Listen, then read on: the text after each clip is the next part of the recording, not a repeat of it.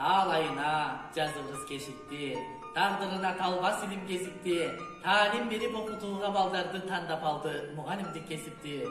Жашоодо жол көрсөтүп багыт берген, талыкпас агым сөзү менен, билимден урмат сыйга татып келген сыймык тарат дүйнөлү сиздер менен.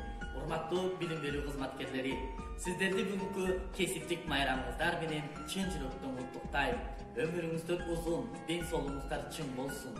Өлкөбүздө тынччылык, элибизде ырыс, ынтымак болсун. Бейкутчулук жашоо болсун. Дагы бир жолу майрамыңыздар менен куттуктайм.